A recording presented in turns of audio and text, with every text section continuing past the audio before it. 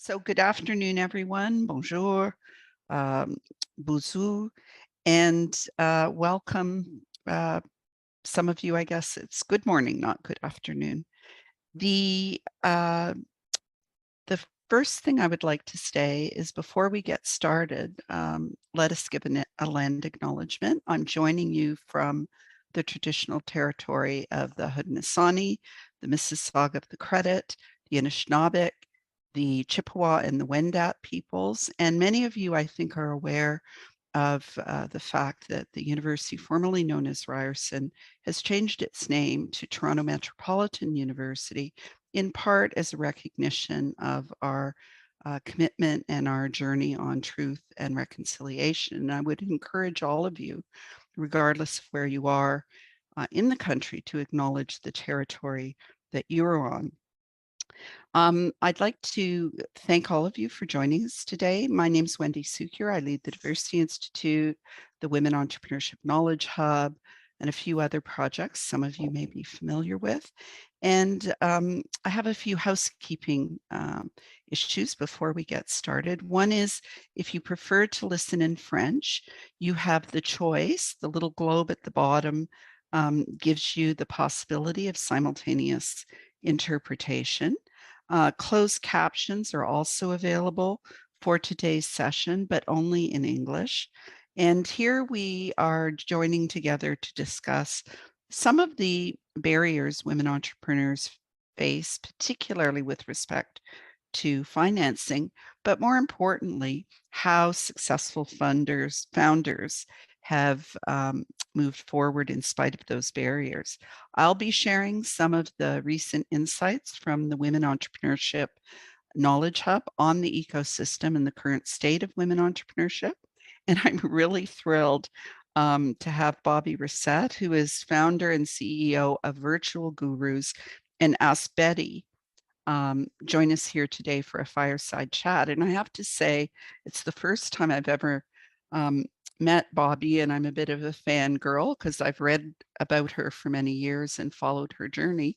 And I think it's the first time I've met a real life unicorn. So really pleased she made the time to join us today.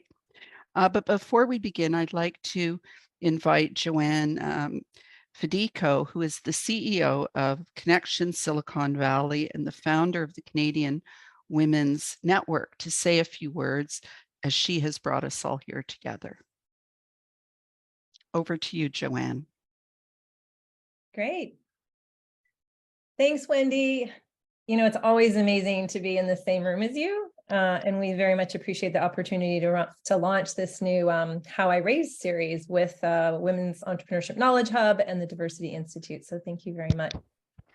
So a little bit about me and the Canadian Women's Network and the work that we do. Like Wendy, I kind of wear a few hats, but I'm originally from Alberta. I've been living in the San Francisco Bay Area since 1999. And since 2014, I've been at this intersection of supporting Canadian entrepreneurs with access to Silicon Valley. First with the C100 as the executive director from 2014 to 16. And then since 2016 with Connection Silicon Valley, and the Canadian Women's Network came along after that, and a number of other things that we do that I'll touch on briefly. So with over 750 members now, the Canadian Women's Network, or CWN, is the preeminent community that connects Canadian female founders with our influential network of US investors, operators, and executive leaders to help them grow locally and scale globally.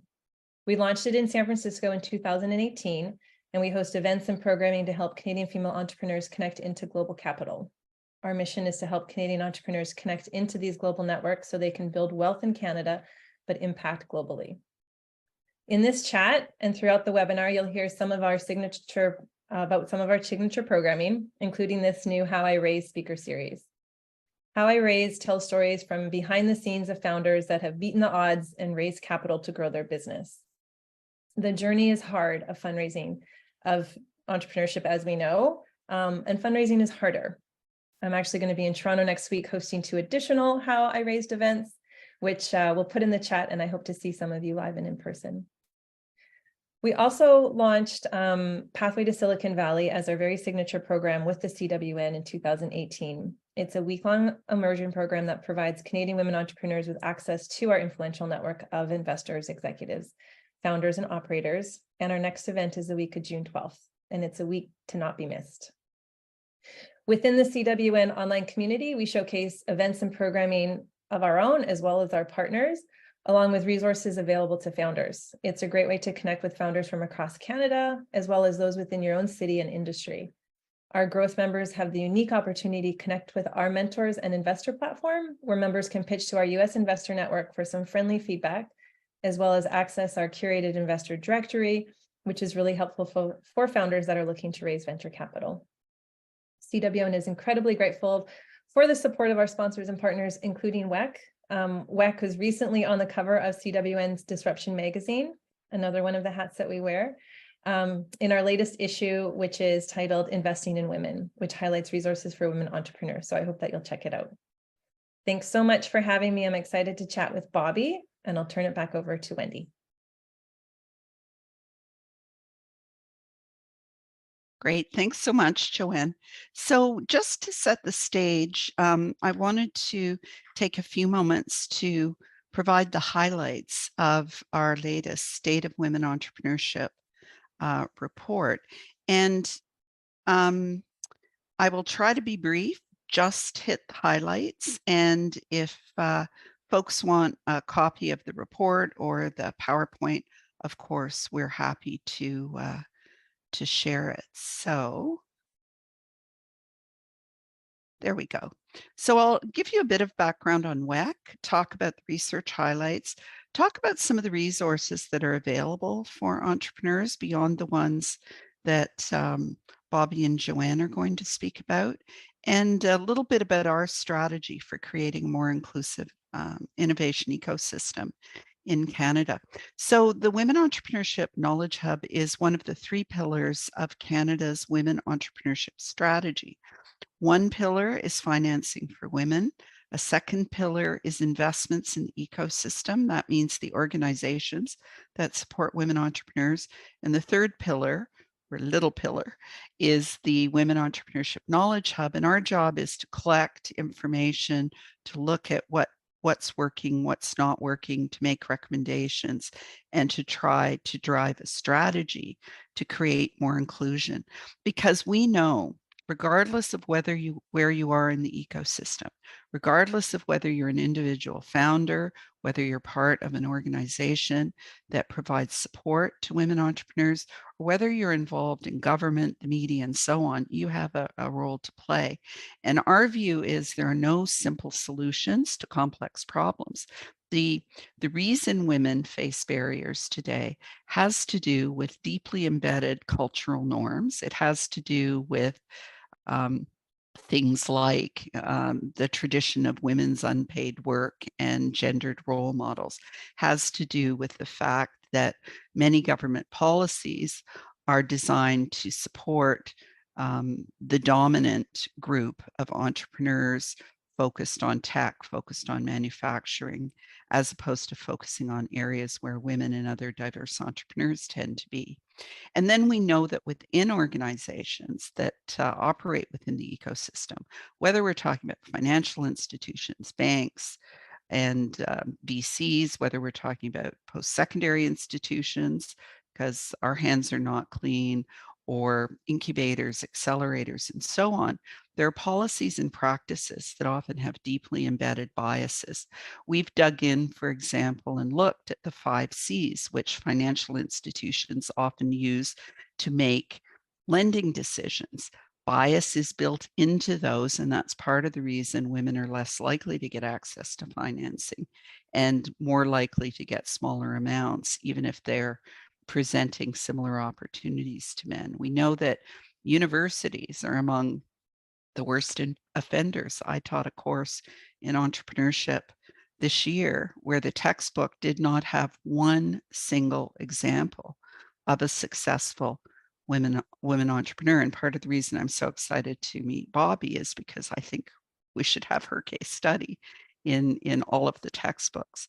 When we look at incubators and accelerators, they often embed practices like the Dragon's Den approach to assessment, which is great theater, but often very alienating for women and diverse people, and is not the best way to pick winners. And then when we look at individuals, we can also see evidence that there are gaps in terms of attitudes and behaviors. Yes, it's true. Some women entrepreneurs need more skills development, and we're certainly investing in that. But it's really wrong to blame the women for problems in the ecosystem. And we need to equally focus on changing the attitudes, knowledge, and behavior of the gatekeepers and the people who are making decisions. We have to look at things like how we even think about innovation. You know, so often it's associated with tech, and yet while tech is very important, we know that innovation occurs across sectors. We know that innovation can include um, new forms of marketing or process innovation, and often those things are neglected. So let me talk a little bit about the state of women's entrepreneurship and a number of the different projects that we've been involved in. And really, I want to focus on why some of the research is important. So in Canada, unlike the United States, 90% of private sector employment is with small, medium enterprises. In the US, it's more like 50%. And so one of the big fights that we're constantly engaged in is trying to ensure that the voices of small, medium enterprises generally are heard when it comes to economic and innovation policy. And of course, we also know that women, Indigenous peoples, and equity deserving groups are often facing additional barriers in terms of access to funding. We know the definitions matter. We've made some progress in this area, I would say, because we pointed out that if you define an entrepreneur as a majority owner of a small, medium enterprise, you're really talking about probably under 200,000 women in Canada. And it's about now maybe 18% of majority owners of small, medium enterprises. If, however, you include people who are self-employed, almost 40% of people who are self-employed are women, and that's almost 1 million entrepreneurs. Why is this distinction important? Because very often, unlike men, women who own SMEs started with self-employment, started with a side hustle. And also, if you design programs for small, medium enterprises, which many government programs, banks, and others do, you're excluding 90% of the entrepreneurs. If you look at Indigenous peoples, for example, they're much less likely to incorporate their businesses. They're more likely to be self-employed. So all of these things have a profound impact on who gets access to resources, programs, and funding. We are seeing some encouraging trends. This year, for example, 19% of majority owners of business in Canada are women, which is up from what we've seen in the past. We've also seen an increase in entrepreneurial intent, and we've seen that more and more women are engaged with digital technologies and also the sustainable development goals. We, in spite of COVID, women are holding their own, and we're also seeing more and more women entering non-traditional areas of business. They still tend to be concentrated in retail services and so on, but we are seeing increases in the percentage of women in manufacturing, wholesale trade, and so on. One of the things we still haven't grappled with is survival rates for women entrepreneurs. Women-owned businesses tend to fail at a slightly higher rate than men-owned businesses. But interestingly, the best survival rates are businesses that are owned 50-50. And we're looking at that in more detail. And when we dig in with an intersectional lens, we see that Indigenous peoples, among Indigenous people, women account for a higher percentage of entrepreneurs. Same thing is true with Black entrepreneurs. 33% of them are women. And when we look at South Asian entrepreneurs, they're almost half. Almost half are women. So applying a diversity and inclusion lens gives us a very different picture of what's going on. And we know that when you add layers of diversity, you're also adding layers of barriers. One of the things I wanted to just flag, and we won't go through this in detail, but to really make sure that people understand the resources that are available for entrepreneurs.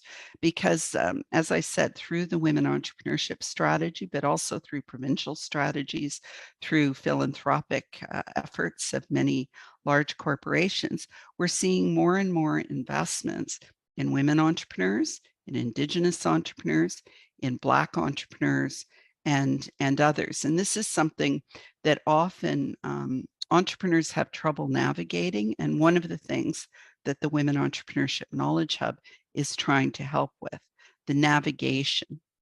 Things that we think are critically important are issues like procurement. So while financing is of course important, loans, investments, and so on, customers trump everything in our view. And what we see is that women are often not targeting large corporations that have supplier diversity programs. So we're putting a big emphasis on making sure women, and especially diverse women, have access to those opportunities, because about 40% of large corporations now have programs with a diverse supplier orientation, and women are one of the key populations they're looking at.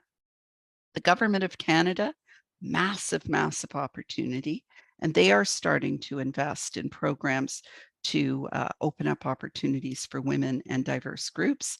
And, you know, you don't have to be a big player to participate. There are lots of government contracts, for instance, under $25,000, but you have to know how to get in the door in order to access those opportunities. And the procurement assistance service is one of the biggest and best innovation I've seen in recent years.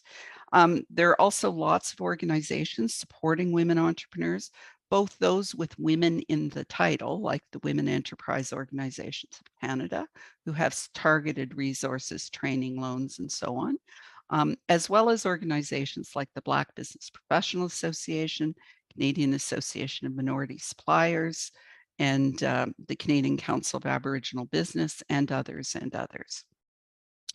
And there are also really good supports for those entrepreneurs who are interested in exporting. One of the interesting impacts of COVID was, as it pushed everybody onto digital platforms, it also opened up global markets.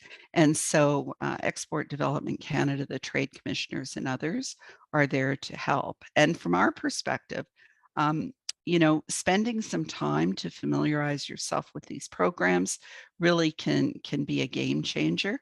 And knowing about some of the associations that are tackling supplier diversity, for example, can also help. So in terms of the way forward, in terms of our priorities, in terms of the things that we think are critical to creating a more inclusive innovation system, we really have to start at that societal level. We have to think about government programs. And, you know, although it may not be perfect, the Women Entrepreneurship Strategy, the Black Entrepreneurship Strategy, and others are making a difference. We have to challenge stereotypes and celebrate success like that of Bobbie's. We have to leverage and harness peer pressure. I'm a big believer in voluntary codes, the 50-30 challenge, the women investing in women charter in the UK, and so on. And of course, basic social policies like investing in childcare are game changers. There's a reason why Quebec has been ahead of the rest of Canada for many years in terms of the representation of women in leadership and women in entrepreneurship, and it has a lot to do with affordable childcare. One of the biggest things we're tackling, as I mentioned, is this notion of wayfinding. the fact there are lots of resources out there, but people are having a hard time finding what they need. This is one of my pet peeves. You know, you say, name 3 successful entrepreneurs, and you're likely to get Elon Musk, Steve Jobs, Mark Zuckerberg, or some combination of the others. You do a Google image search, this is what you get. So we have to really challenge those stereotypes and celebrate women's success. As I've mentioned, access to financing, massive issue. Access to venture capital. We know that if women give exactly the same pitch as men, they are asked different questions, they get less money. But we also know that as a result, people are missing opportunities. And one of my favorite bad example is the one where a woman pitched her business and they went, we don't get it. It was sheer tax, and the product was pantyhose that does not run. So there are lots of opportunities that people miss because of the lack of diversity. And we're also pushing hard for microfinancing. More than 50% of businesses in Canada start with less than $5,000, but it's easier to get microfinancing in a country like Bangladesh than it is in Canada. So lots of work to be done to create more inclusion. And we are doubling down on some of the VC issues, and with some really good partners who recognize not only is this the right thing to do, it's good for business. Want to make sure that the services that are being developed meet the needs of women. Women are much less interested in incubators and accelerators and more interested in coaching, networking, and so on. We have tools to help organizations challenge assumptions and become more inclusive. And we're providing lots of different supports and working with organizations that provide supports for individuals. And there are lots of competitions, there are lots of training programs targeting different segments among women entrepreneurs, and making sure that that people know about these and have access to these is really important. We've developed a sharing platform modeled on SheEO's askGive platform, and women can go on there, ask for help, and there are more people there to help than there are actually asking for support. But above all, we have to really challenge those stereotypes. And so one of my favorite things is the See It, Be It campaign, because it gives us, we have over 2,000 award-winning women that are profiled there, and it gives us an opportunity to challenge the assumptions about what entrepreneurship is. Like, who thinks of Celine Dion as a successful entrepreneur, and yet she is worth almost as much as Bobbie Racette. Close to being a unicorn, but not quite. Anyways, I would like to end there and thank you for your attention.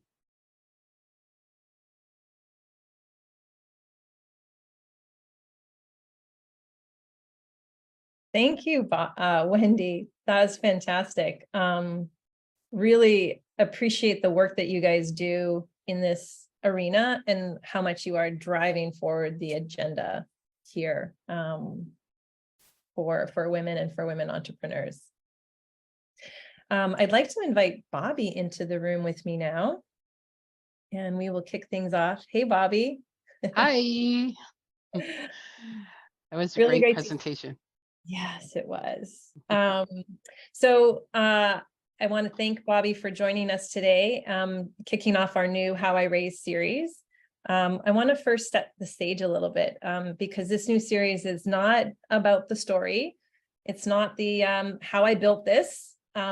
We started How I Raise because we don't talk enough about capital and the hard story. And that hard story is fundraising.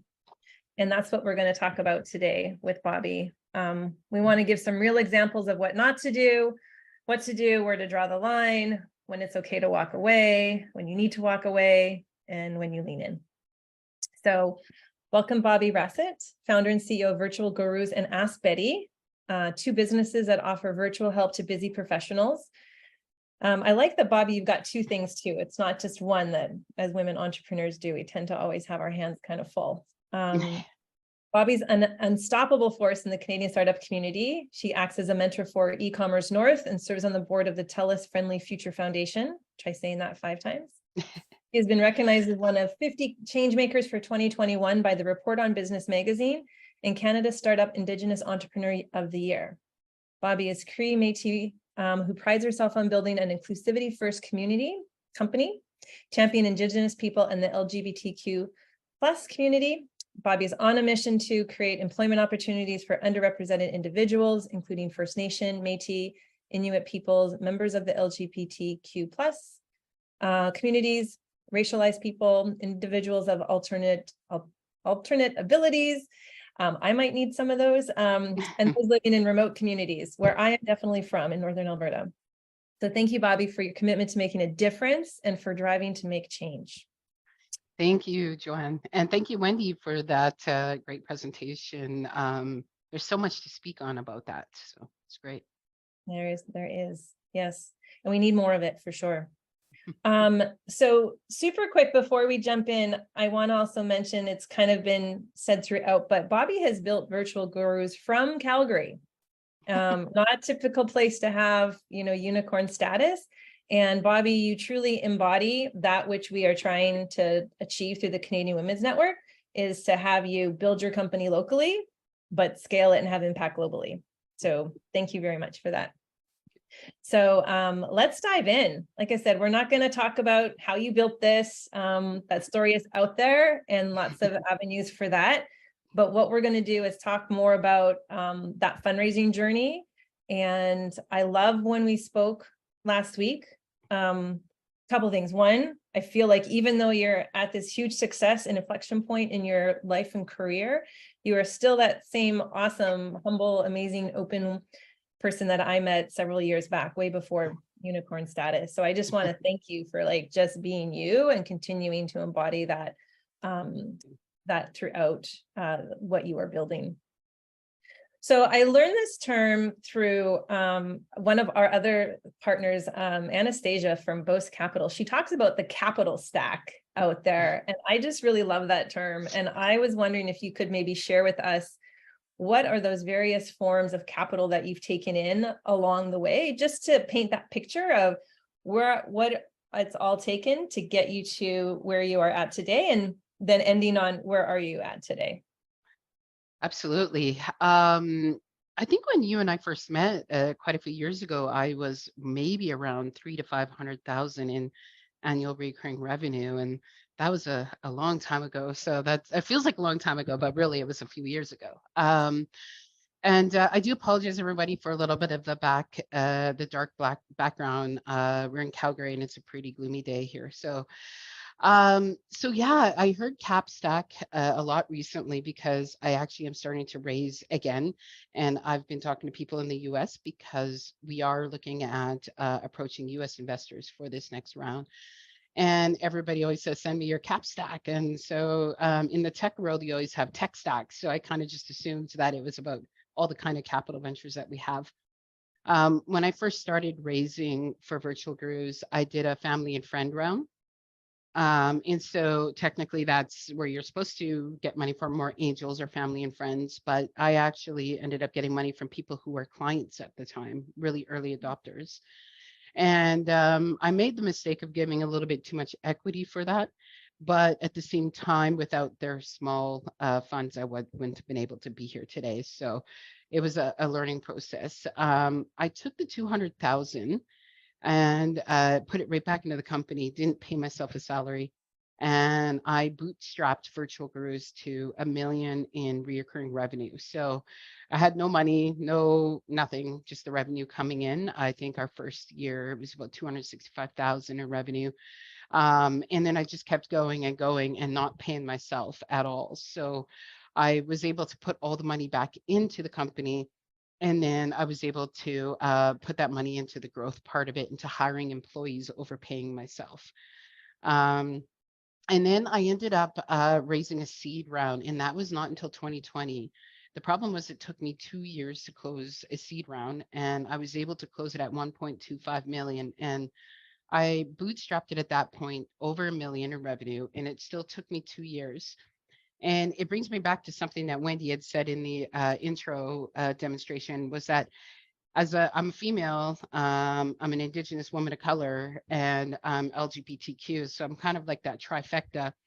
And I had over 170 investors say no to me because they didn't think it was scalable and they didn't think I had the experience, but I didn't have the experience. And that was the thing. I was embracing that. And I think most first time founders should embrace that. I was finally able to close it. And then from there, I had to get a bunch of grants. So that's obviously part of the cap stack is grants are really important. I got a $960,000 grant from, in Ontario, they call it FedDev. Out here, it's WDBSP Scale Up from the Prairies Can. I got IRAP, Alberta Innovates, and I had a whole bunch of grants because that's all I could get at the time. And all of those were able to help me hire my first C-suite members. They were able to help me bring in a team around me. I still wasn't able to pay myself though. And then after my seed round, I started paying myself, which was great. You know, and then a Series A funding round was just in March of 2022. And right now, so that was a year ago, we're already going into our Series B funding round. So Series C, Series A, and Series B are all venture debt. Yeah. Wow. That's a lot. How much of your time did you spend fundraising? Every day, all day, pretty much. So for the 2 years before I could get to closing my seed round, I was this close to throwing the towel in and saying, you know, I can't do this anymore. Like but I hung on to the belief knowing that I had something. And I'm happy I did. My investors are happy I did, but it took me a long, long time. And at the same time, when you're raising, you're running your business. So we went through the pandemic. We scaled 300% year over growth in the pandemic. And so in the pandemic, I raised my seed round, my Series A round, and now my Series B round, while scaling 300% year over growth. So it was pretty intense and hard. I think at one point was working anywhere from 15 to 20 hours a day just to keep up. But we went from 5 employees to 50 employees like overnight. Yeah, that's incredible. You mentioned a few times the not paying yourself, the bootstrapping to $1 million and then still not paying yourself is pretty incredible. Do you recommend that? Would you do that differently? Absolutely, I would. The reason I didn't was a decision on myself in light of reconciliation of saying, you know, I should be paying myself more than anybody else. But I wanted to do it the other way by saying, I need to pay people in order to give them the medicine to know that we're a startup and I need their help because I don't have the experience in running this. So, some people will call it more of just kind of not really believing in myself, but I kind of called it more of imposter syndrome at the time. And then when I did bring on my investors, it was a requisite, it's time to pay yourself. And I was fine with that. Now, I was able to liquidate. I pay myself the most I've ever paid, probably more than anybody in my family's ever made. And it was worth it because I think that non-paying myself made me have that grit just to keep going that much harder. Yeah. I know it's really hard. There's a lot of founders out there that don't pay themselves. And some are in different positions to, allow them that opportunity and others are not. And it's always a really hard balance. So, but you can tell you come from some really great family values and that those values permeate through how you're building Virtual Gurus. So tell me a little bit about when you got the money and when you had that where you're like, okay, now I'm going to be okay. Like, was it an amount of money? Was it that grant? Was it after 2 years of that fundraise? When was it that you gave yourself a breath? After the 2 years of the fundraise, and it was 1.25 million. And I remember the day when we finally confirmed that the funds were in the account. And when I look at it now, that was only 2020 during the pandemic. It's not a lot of money. But to me, it was a lot of money. And I sat there and essentially cried and looked at my bank account going, wow, okay, I did it. This is amazing.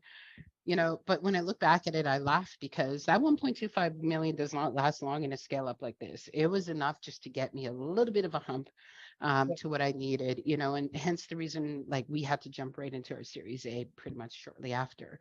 And even when we did our Series A and I closed that last year of March of 2022, That was 8.4 million, and plus we have a 3 million non-dilutive. So it's a pretty small amount still too. But in the scale up industry, like if the more you spend, and if you're showing that it's growing you more and more, which 8 million has taken us from here to here super fast within a year.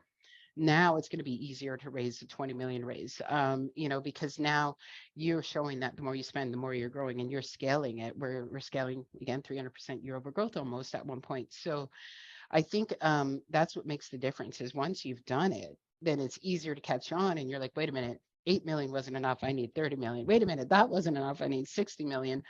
And that's kind of the way the VC world goes. That's the way raising goes. Because once you start raising, you can't stop.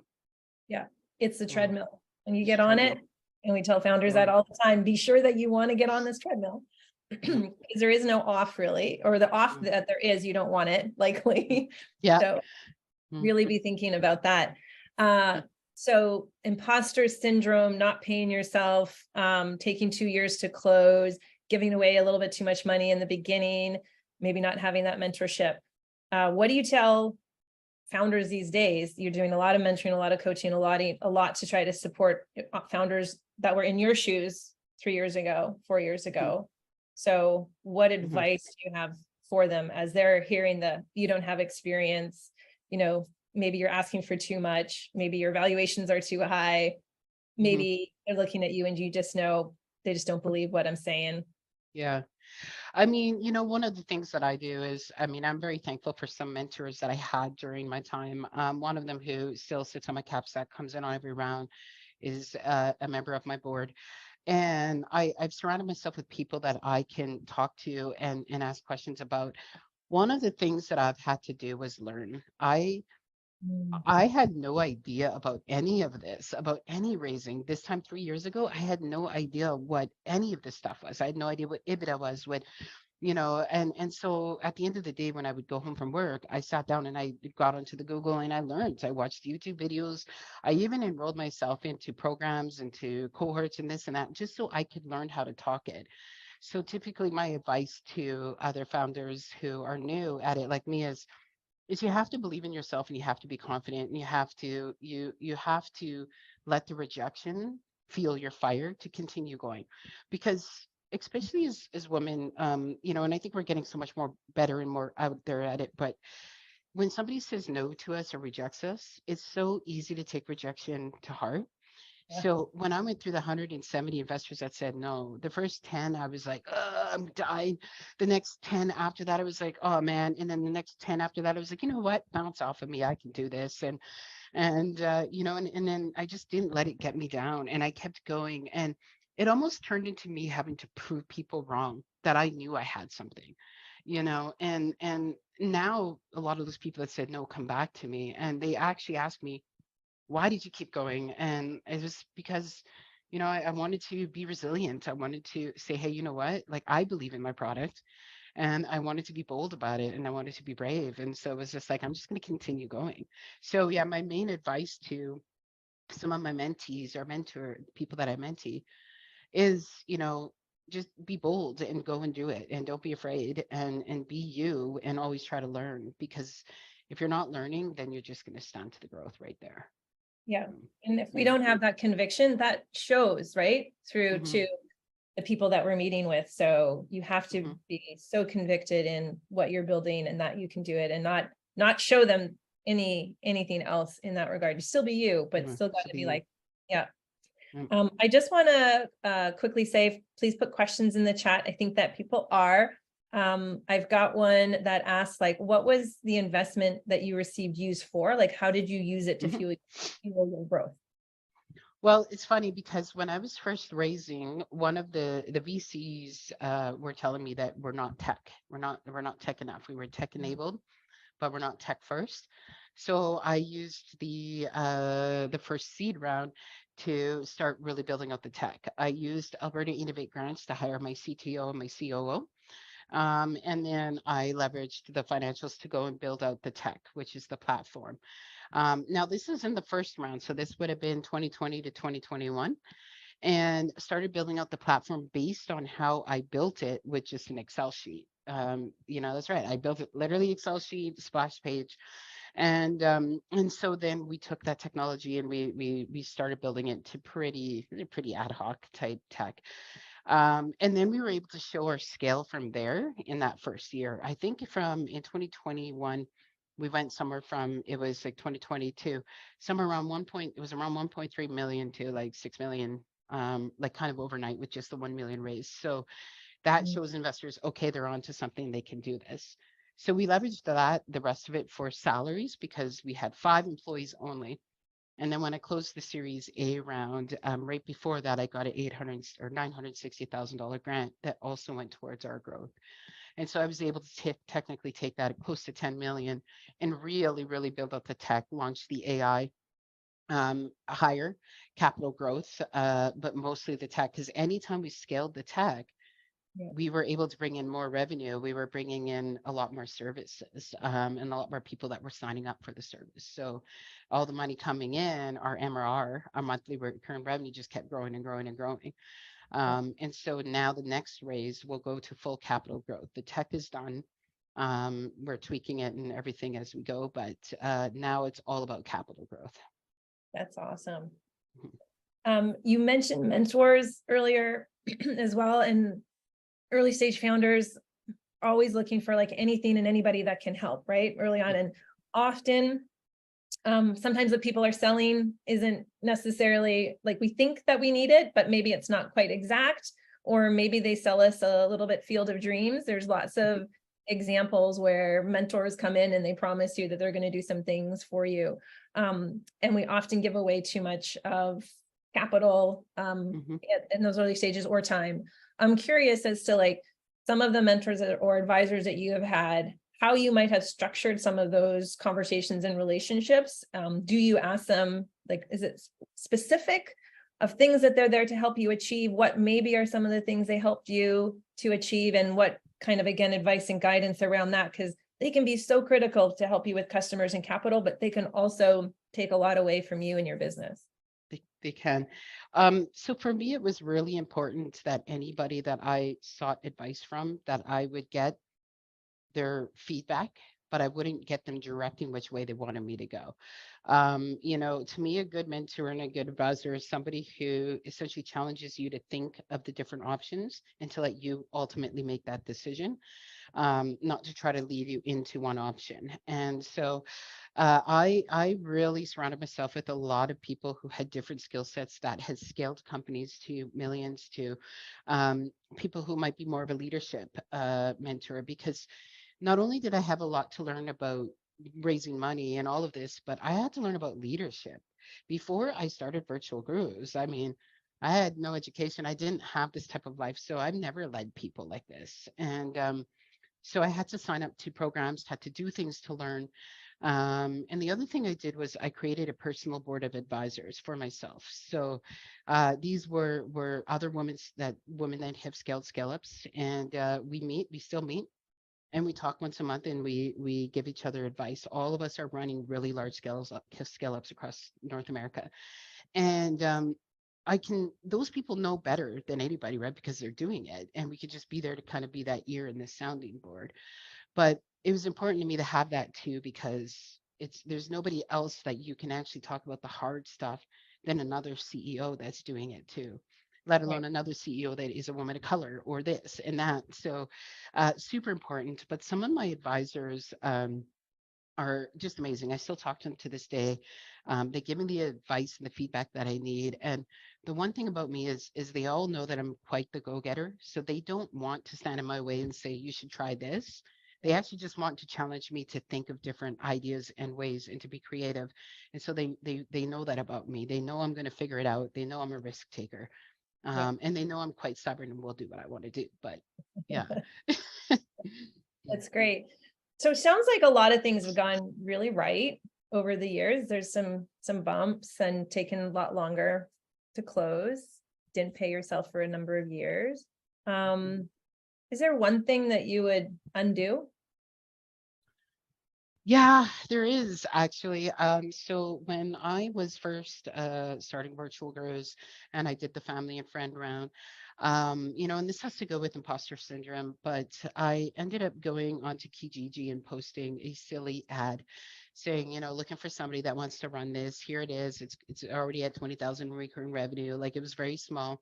Run your And company yeah, yeah, because I didn't on think I could Kijiji. do it. Yeah. And I interviewed all these people, and guess what? Everybody that applied were men. It's just white male men. And that's great because I was like, whatever, maybe they have the experience, but still there was no other woman offering to help me with it at that time, 2016. I ended up bringing on a fella who ended up becoming the CEO and a lovely guy. We hit it off great. He was wonderful. But 6 months later, I realized that he was not keeping my vision. Mhm. And I really ended up realizing that, there was nobody better to run this than me. And I had to boot him out and essentially be like, you got to go. Like, I got to take this on. And in retrospect, I lost quite a bit of equity in that. And so that would have been my number one. Don't ever do that. But I'm Yeah. proud and happy that I did because it was more empowering to me to take my power back Mm, than the money I would have lost. So I kind of leveraged that as that was my why at the time. yeah. So it's all good. But I certainly would not do that again in my next company. So just to make that kind of clear point, don't go on Kijiji looking for your No, CEO. Craigslist either.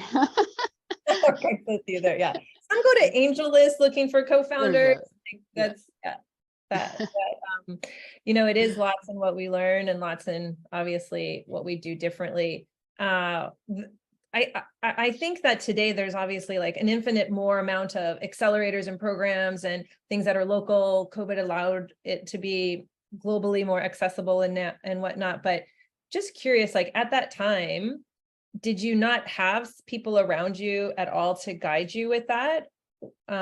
Like why go on Kijiji? I didn't Um, have anybody that understood at the time. And not only that, like I didn't even know it was called a startup at the time. Like I thought I was just starting something. The reason I started Virtual Gurus was because I got laid off in the oil and gas and nobody would hire me because administration is my background. So I would show up at interviews who I am, which yeah, isn't exactly like, the Donna from Suits type, right? Administration person. So I never got hired and I really struggled with it. And I actually created it just to create a job for myself. And that's why now our why is for underserved and marginalized communities, because I am one. I've lived through those barriers and I've seen it. And so that's now turned into the big why and the story behind Virtual Gurus. But there was a group in Calgary at the time, it was Startup Calgary, and Calgary Economic Development was around. And I started going to them a little bit more, got a lot of help. Arlene Dickinson and I ended up connecting, and she and had some people help me. So we ended up really getting it going. But it's 2016, the startup community isn't like it is now. In 2017, 2018, even, it wasn't what it is now, where now we have thousands of startups here and a lot of unicorns here in Calgary. yeah, yeah, exactly. Yeah. And it behooves us again, there's so much that's accessible out there, even if it doesn't feel like, oh, maybe I'm not ready for that program, the YC or maybe a tech Yeah. start. Even going through those applications are incredibly helpful to founders just to see where the bar is and what kinds of questions are being asked, like an incredible learning experience. Hmm. So, definitely encourage founders to be accessing all the kinds of resources that they can, but be slow to bring on maybe an advisor or give Yeah. it for sure. We've got about 7 minutes left, guys. So if there's other questions in the chat, please feel free to share. I want to talk though, just super brief also about what's it like having VCs on your cap table, at Hmm. your dinner table, in your boardroom.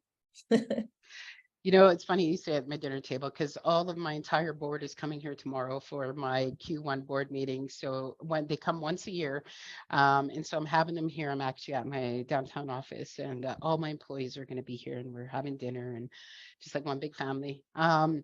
It's actually been quite good for me. Now I have heard of other stories that it hasn't been, but for me, my story has been just amazing, and I think it's because that's the way the cards were meant to play for me. But the people that have said yes to me and the investors that are in are all typically are around more around the impact investment investors. or private investors, but and they are in this more for the story, obviously, yes, the everything that's happening with it. They're there to support and create impact with me. And so they've been wonderful, and they are VCs, but they've been wonderful to work for, and they've been wonderful on just letting me go and create my own path and go. I've lucked out by having a really good board through them, and it's just been phenomenal. Now I'm a little bit worried more about Series B because we are getting more strategic.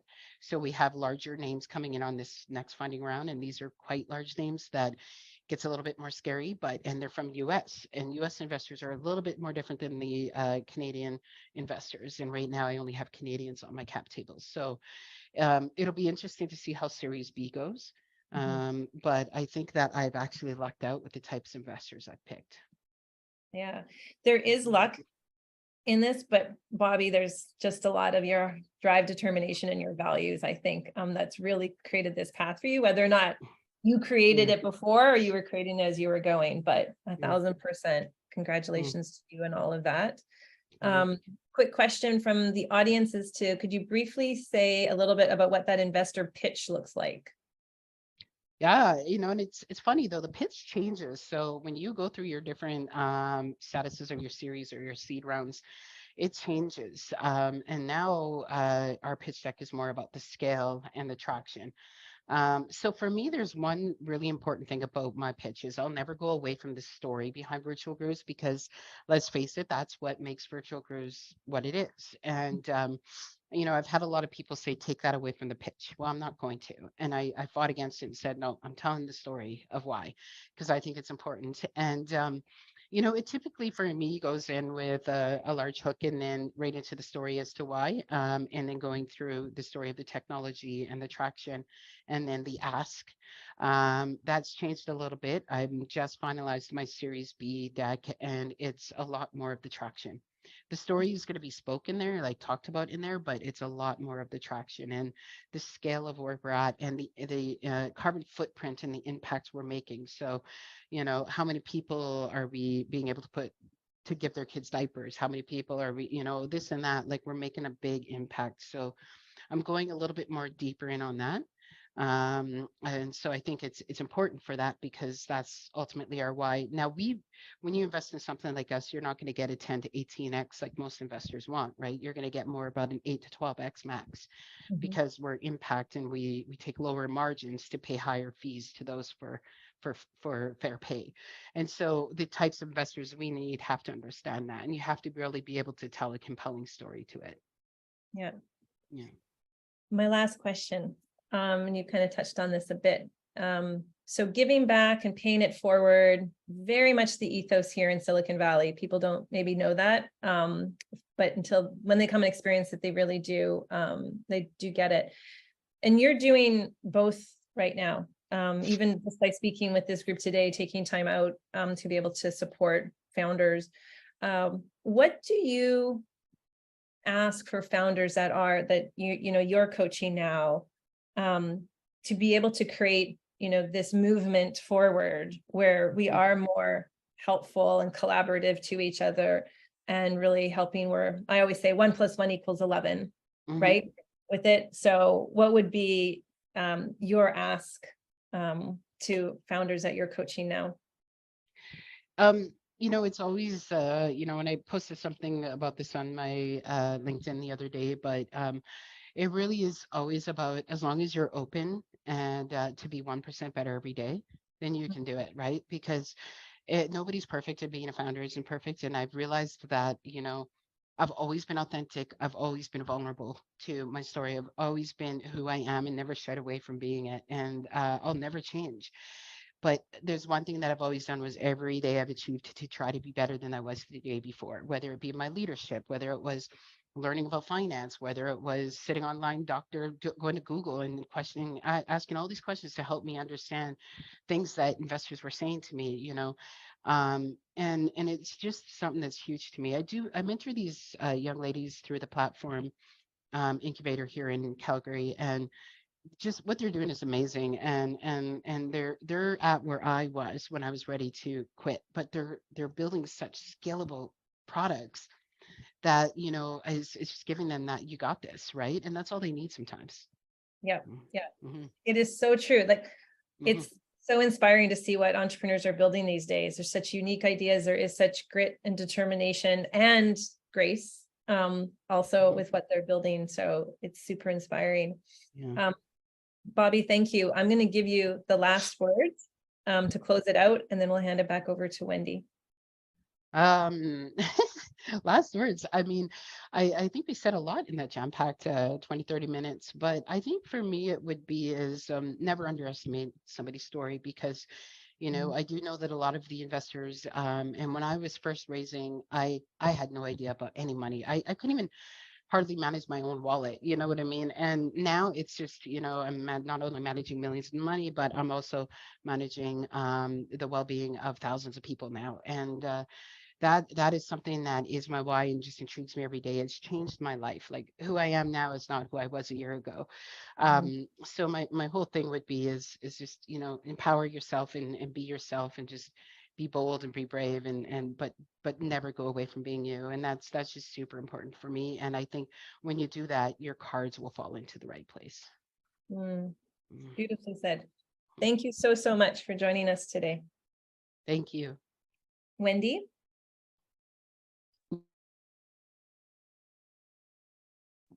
Sorry, there's very little that I can that I can add. That was just fabulous. And Bobbie, I was impressed before based on reading about you, and I'm even more impressed having heard you speak about your journey and just the sheer determination and grit, but also the insight. That idea of being just a little bit better every day is something I hope everybody writes down and sticks on the wall. And the fact that you had so many people say no and you just kept going, and I think that is probably the most important message that we can share with others is 99 people can say no, but if the 100th says yes, it's worth being tenacious and resilient and just keep pushing forward. So all I wanted to do was thank you very, very, very much. Thank everybody who joined us today. Note that Jenna Cameron did correct me. There are government untendered projects up to $40,000. So make sure that people on the call are aware of some of the government programs and opportunities, and we can talk more about those. And I wanted to thank, of course, Joanne and her team, as well as my team, in helping put this together. And, they wrote me a note in my comments saying, Madam C.J. Walker, America's first female entrepreneur millionaire, said, there is no royal flower-strewn path to success. And if there is, I've not found it. For I have accomplished anything in life, it's because I have been willing to work hard. And I think, there's no question, Bobbie, that you've worked hard, but the fact that you have combined your vision for a successful business for yourself and others with that deeply rooted commitment to inclusion and social impact is what we should really all aspire to. So I'm very, very grateful for everything you do. And thanks to everybody today for joining us. Great. Thank you, Wendy. Thank you again, Joanne. Yeah, thanks, guys.